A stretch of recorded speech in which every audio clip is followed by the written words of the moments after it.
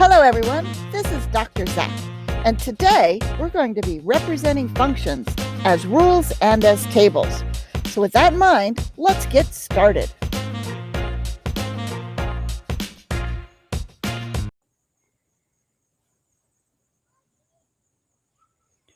So as you can see, today's lesson preview is a review of solving equations. So for questions A and B, make certain that you are going to multiply by the reciprocal when necessary and use your distributive property. For question C, you're reminded to use parentheses when you substitute. So work carefully and join me on the next page.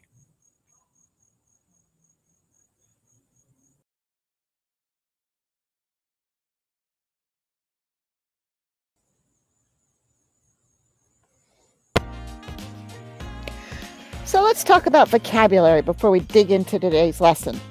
A function has several main ideas that we want to consider. A set, called the domain, contains all the numbers which are inputs, and the set, called the range, contains all the numbers that are called outputs. The pairing of the inputs and the outputs are going to give us an ordered pair. Now, if you have a function, each and every input has exactly one output.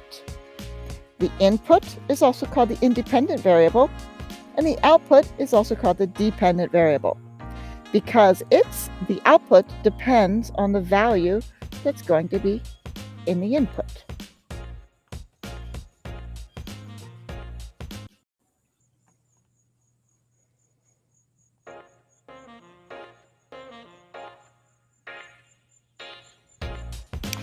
All right, so for our first problem of the day, we have a function. The function is an absolute value function, and the domain that I've given you has the 5 distinct values, -5, -2.5, 0, 2, and 3. The directions say to make a table. So we're going to create a t-chart. We'll put in our domain, which will be our x values. Write down that y equals -2, absolute value 1 plus x. Now, for each of these problems, I expect to see your substitution. So until we have shortcuts, substitution is the way to go. Substitute in our -3 first. So I'm going to do that a little bit further down my page. Y equals -2, absolute value of 1 minus 3. So when I simplify the problem, simplify inside the absolute values first. And I end up with a -4. So we get 3, -4 as an ordered pair. Now, continue this process. Y equals -2, absolute value of 1 minus 2.5. Simplify this problem. We get the absolute value of -1.5. Multiply, we get a -3 once we finish, because the absolute value of -1.5 is 1.5. So we have another ordered pair. -2.5, -3. Next, we'll substitute our 0. Y is -2, absolute value 1 plus 0. Absolute value of 1 is 1, so this is -2 times 1, which is -2. I'm noticing a pattern. I'm hoping you see a pattern too. But be wary. We're not overly familiar with what the absolute value graph would look like, so we need to work carefully and make certain that we get what we expect. So if I put in a 3, look at that. -2 times the 3 gives me -6. You know what? That's actually not what I was expecting.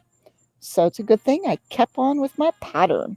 All right, substituting in my 3, y equals -2 times 1 plus 3, which is going to be -2 times the absolute value of 4, and that'll be a lovely -8. So now I have my 5 ordered pairs for my discrete data. Now, because it's discrete data, we're just going to plot these ordered pairs. -3, -4, so that's left 3, down 4.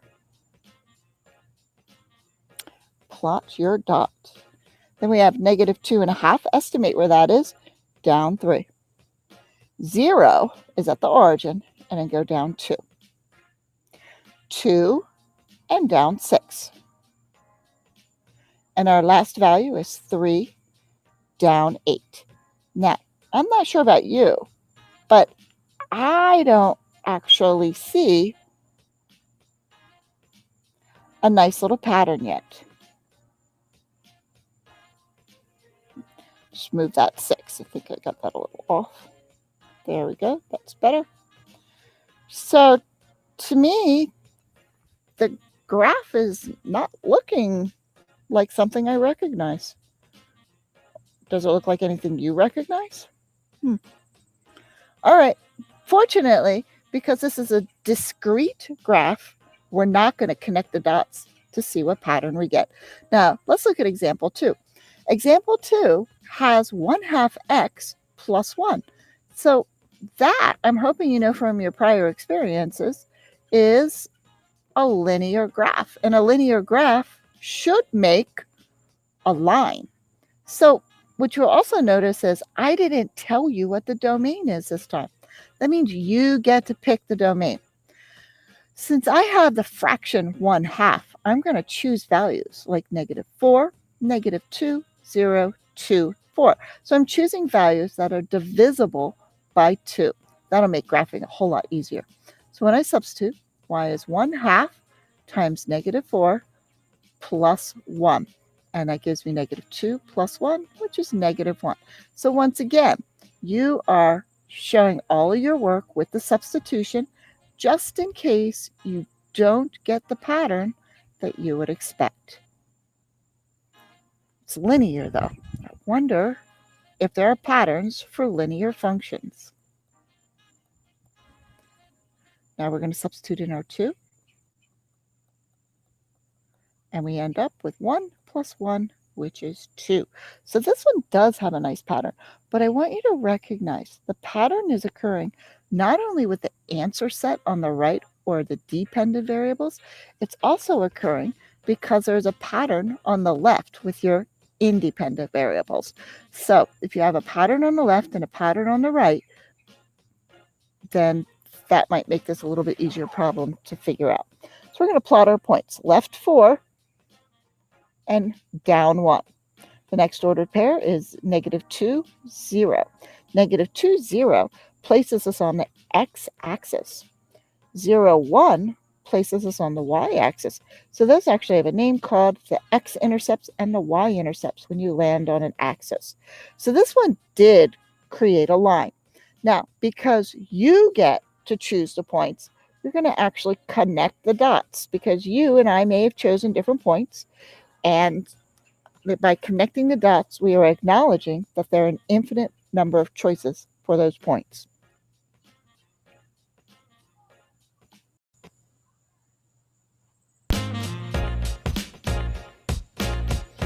All right, so let's talk about that vocabulary that I was reviewing on the last couple of questions. Discrete graphs. Your domain has a list or specified values within the list. The graph is only ordered pairs. An example of this, how it might be used. The number of students in our classroom, well, that's going to be a distinct number. I don't have fractions of students in my classroom. Another idea, the number of candy bars you buy in a store. The shop clerk is not going to let you buy 2 3/4 of a candy bar.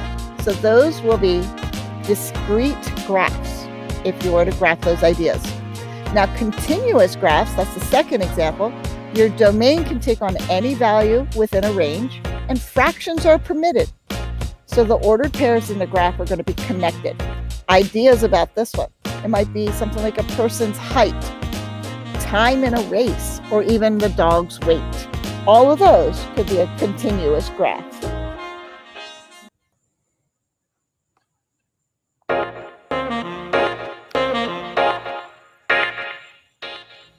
All right, so I've set aside 30 minutes.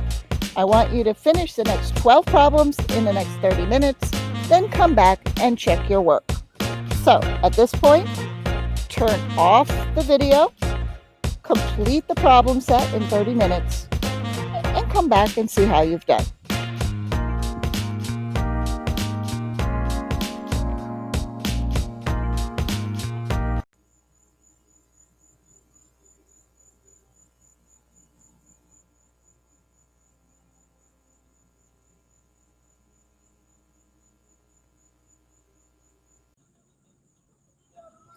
So you might have noticed there's a nice little U shape that's occurring with this problem.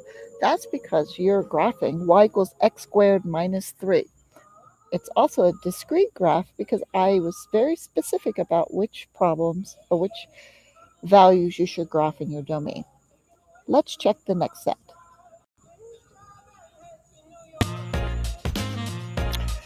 So for question number 2, you have y equals 2x plus 1.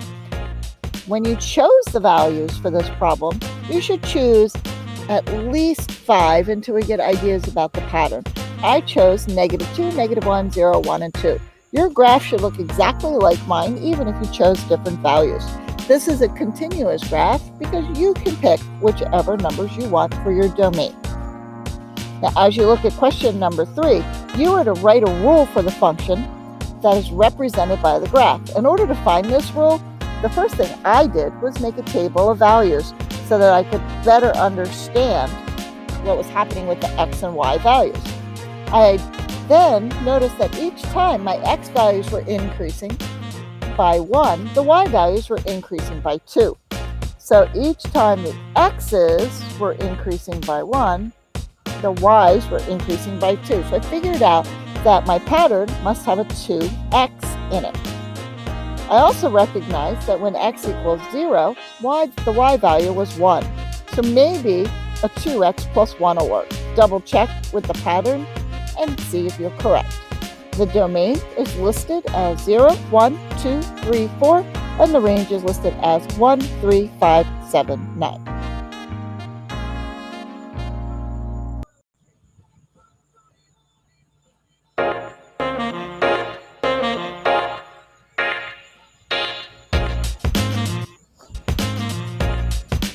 All right, so this is one of my favorite problems. Choco the dog has to have a bag of food each month, but he also likes some fancy treats. So each month he gets one bag of food and several fancy treats. So when you write your equation, you need to consider both pieces. So y is going to equal $24 for the bag of dog food and $3 for each treat. Each was the clue that we needed to multiply by some sort of variable. We're going to let x be the treats and y be the cost. So when we make our table of values for the total cost, we're going to let x be 0, 1, 2, and 3. Do our substitutions, and we now know the ordered pairs will tell us how much the total cost of the dog's food will be each month. Next, we graph these ordered pairs. Now, because this is a word problem, you need to make certain that you have labels on your x and y axis. So I've written treats and total cost for my labels. The independent variable is the x, the number of treats. The dependent variable is going to be the y, or the total cost. Now, this is a little bit tricky.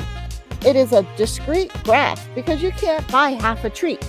So we need to have dots on the graph rather than solid lines. And that's what makes it just a tiny bit tricky for the Choco the dog problem.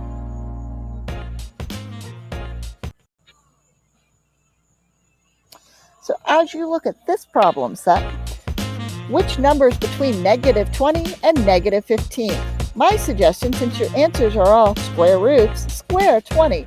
So you get for -20, that would equal negative square root of 400. And -15 is negative square root of 225. So you can see very quickly that negative square root of 289 is between -20 and -15. Or you can just know the values for your square roots. And the square root of -289 is -17. Number 7, solve all the equations. Figure out which one doesn't have a solution. Number 6, a little bit tricky here. This one was actually all real numbers. So the solution set that you were given was not even one of the possibilities.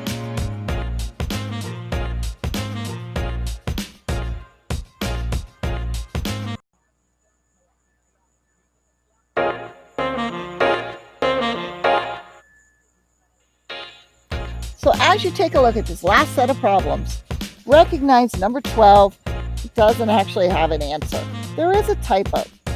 I believe that number 26 should have been a -6. So none of the answers is correct. The correct answer should have been 26n minus 5 is greater than or equal to 8. So take a look at your possible solutions for the rest of the problems, and you have a great day.